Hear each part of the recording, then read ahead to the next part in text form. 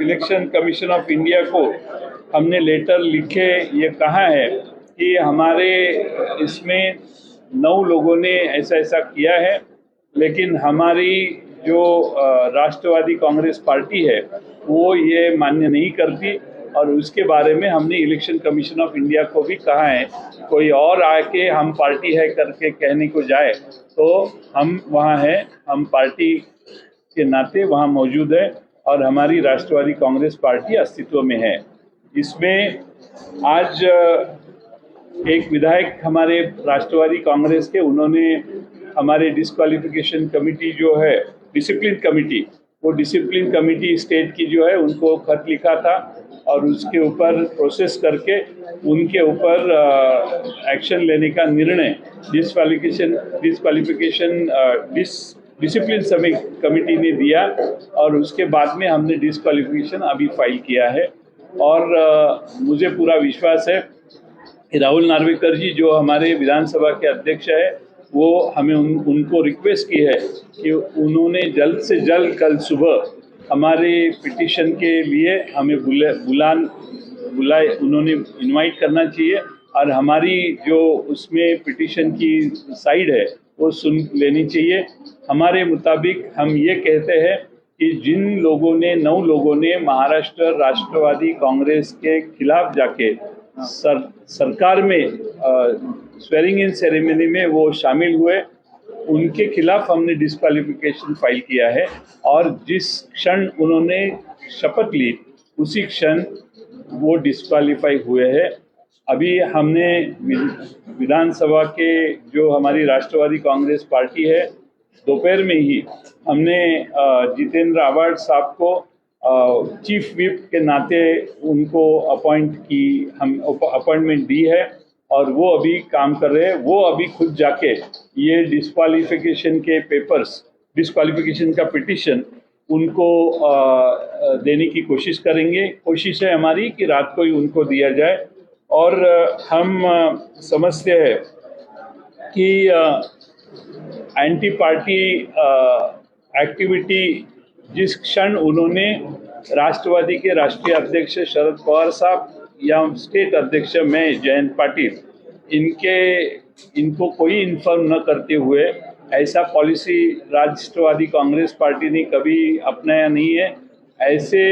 हमारी पॉलिसी के खिलाफ जाके उन्होंने राष्ट्रवादी कांग्रेस के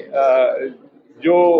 धोरण है उसके खिलाफ जाके उन्होंने शपथ ग्रहण की है और जिस क्षण उन्होंने शपथ ग्रहण की है उस क्षण दे स्टैंड डिस्क्वालिफाइड और इसीलिए हमने अभी पिटीशन फाइल किया है।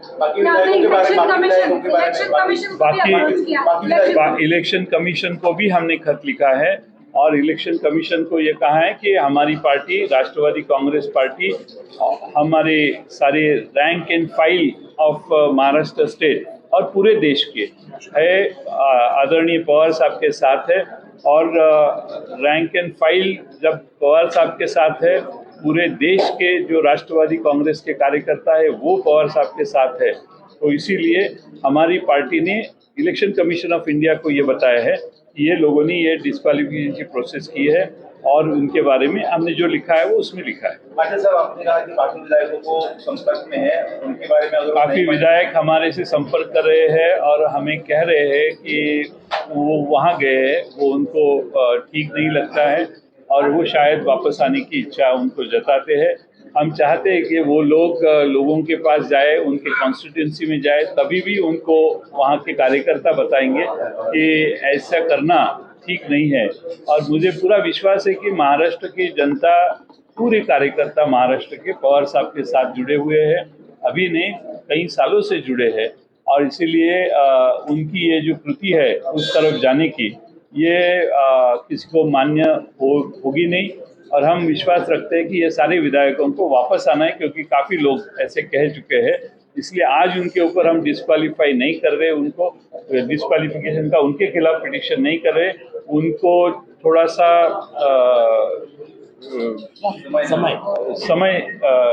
यानी उनके सामने क्या कागज रखे वो भी उनको मालूम नहीं, किसके ऊपर उन्होंने सिग्नेचर किया वो भी उनको मालूम नहीं, काफी सदस्य बोलते हमें मालूम ही नहीं, उन्होंने सामने 2 जन बैठे थे, वो कागज रखते थे, हम साइन करते थे, वो पूरा कागज भी पढ़ने को हमें मौका नहीं देते थे और इसीलिए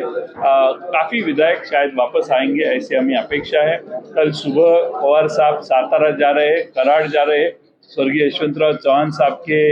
समाधि का दर्शन वो करने जा रहे हैं और मुझे पूरा विश्वास है वहीं से उनकी महाराष्ट्र की यात्रा फिर एक बार शुरू होगी। 83 इयर्स ओल्ड शरद पवार जी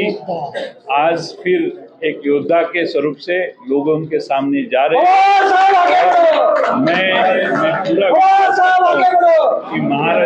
महाराष्ट्र में जो राजनीति चल रही है, तोड़फोड़ की राजनीति चल रही है,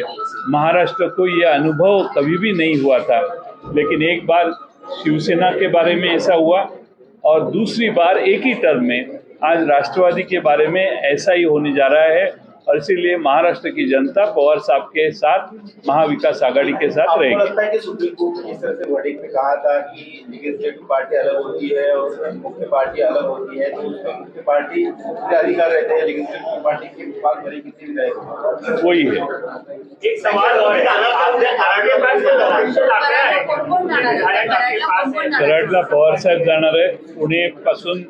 मला मुंबईत थांबणं आवश्यक आहे म्हणून मी मुंबईत थांबणार आहे। पवार साहेब कराडला पुण्यातून जाणार आहे। सर, मराठीमध्ये शिंदे गट ज्याप्रमाणे बाजूला गेला तेव्हा त्यांना गद्दार बोललं गेलं, आता राष्ट्रवादीमधून गट बाहेर गेल्यानंतर त्यांना गद्दार बोलू शकतो का?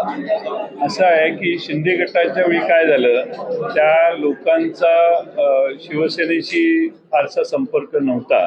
कारण त्यांना गुवाहाटीलाच जावं लागलं।